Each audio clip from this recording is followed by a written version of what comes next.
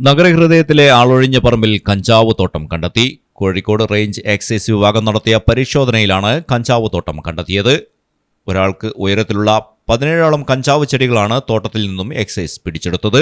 പൂർണ്ണ വളർച്ചയെത്തിയ കഞ്ചാവ് ചെടികളായിരുന്നു ഇവയെല്ലാം.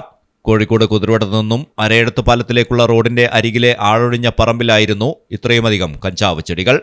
എക്സൈസ് വിഭാഗത്തിന് ലഭിച്ച രഹസ്യവിവരത്തിന്റെ അടിസ്ഥാനത്തിൽ കോഴിക്കോട് എക്സൈസ് സംഘം സ്ഥലത്തെത്തുകയായിരുന്നു. ആദ്യം കുറച്ച് കഞ്ചാവ് ചെടികളാണ് ആദ്യ പരിശോധനയിൽ എക്സൈസ് വിഭാഗത്തിന്റെ ശ്രദ്ധയിൽപ്പെട്ടിരുന്നത്. തുടർന്ന് Kozhikode excise range inspector Prahladan, assistant excise inspector Ramakrishnan, civil excise ഓഫീസർമാരായ എം പ്രശാന്ത്, വി അഖിൽ എന്നിവർ ചേർന്ന് നടത്തിയ ഊർജിതമായ അന്വേഷണത്തിൽ കൂടുതൽ കഞ്ചാവ് ചെടികൾ കണ്ടെത്തുകയായിരുന്നു. ക്രിസ്തുമസ്, ന്യൂ ഇയർ മുന്നോടിയായി അന്വേഷണം കൂടുതൽ ഗൗരവമാക്കി നടപടികൾ സ്വീകരിച്ചു വരികയായിരുന്നു. ആളൊഴിഞ്ഞ പറമ്പിൽ നിന്നും കഞ്ചാവ് ചെടികൾ കണ്ടെത്തിയ സംഭവത്തിൽ കോഴിക്കോട് എക്സൈസ് റേഞ്ച് വിഭാഗത്തിന്റെ നേതൃത്വത്തിൽ അന്വേഷണം ഊർജിതമാക്കിയിട്ടുണ്ട്. ഇതിന്റെ ഉത്തരവാദികളായവരെ എത്രയും പെട്ടെന്ന് കണ്ടെത്താനാകുമെന്നും എക്സൈസ് റേഞ്ച് ഇൻസ്പെക്ടർ പ്രഹ്ലാദൻ അറിയിച്ചു.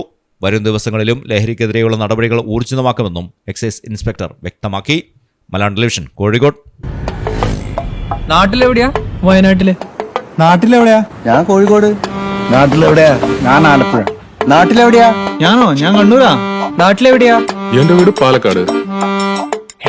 പാലക്കാടിൻ പൊള്ളിപ്പൊളിയും ചൂടായാലും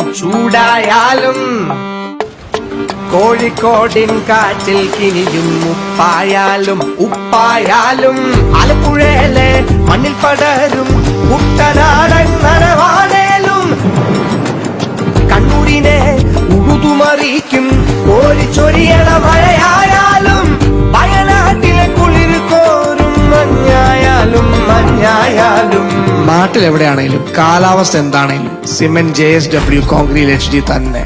നാട്ടിലെവിടെയാ?